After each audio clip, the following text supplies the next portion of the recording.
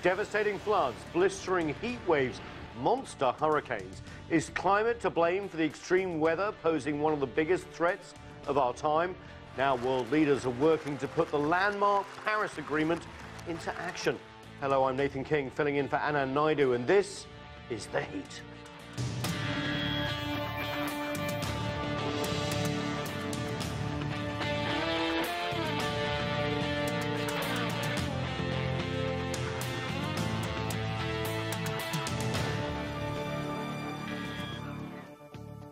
Hello again. Over the last 2 weeks, diplomats from around the world have been attending the UN climate talks called COP23. They're working out how to implement the Paris Climate Agreement.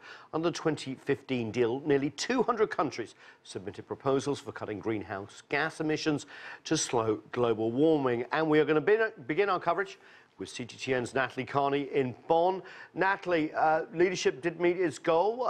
They met. This is all about implementing the Paris Agreement. Have they achieved any of that?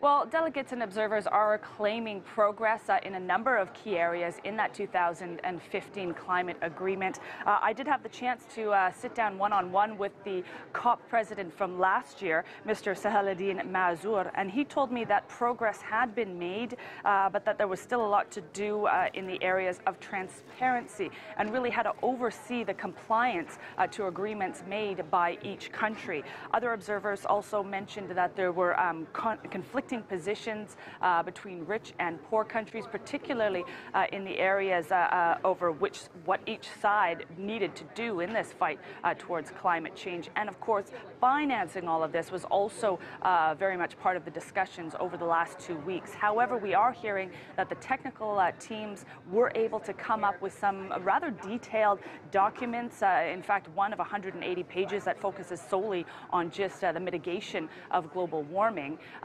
The documents include aspects of the way that the countries will calculate their emissions baseline and measure their process. So a lot of details in there.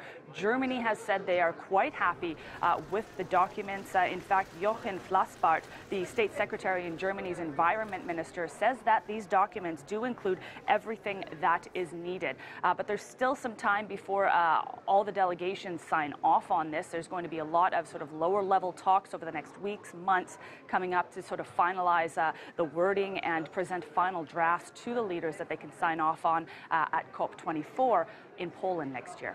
Let's move on to China. Obviously taken the lead in climate change along with the US for a while. This carbon trading system has been really sort of anticipated. A lot of people are expecting the unveiling soon. How's that going to work? Well, yes, as you've mentioned, especially since the Trump administration pulled out or announced their withdrawal from the Paris Agreement back in June, many eyes have been on China to sort of take the leading role in global climate change negotiations. This is something that President Xi Jinping himself has said that he wants to do. So there is a lot of expectation of China's progress from here on in, so to speak. China is still the largest CO2 emitter in the world, but it has done some incredible work to try to reverse its traction in that regard.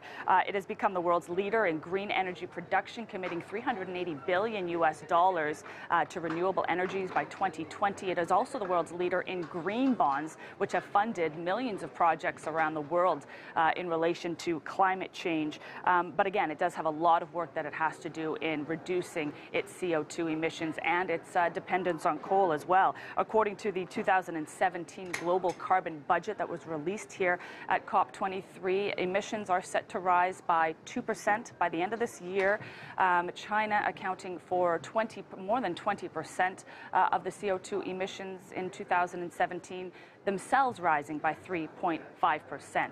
So this carbon market scheme, this carbon trading scheme that we are all in high anticipation for the announcement of, is said to sort of bring about a more flexible platform for some of China's biggest emitters. I've spoken to the chair of an organization that works very, very closely with the Chinese government in developing this particular scheme, the National Center for Climate Change Strategy and International Cooperation.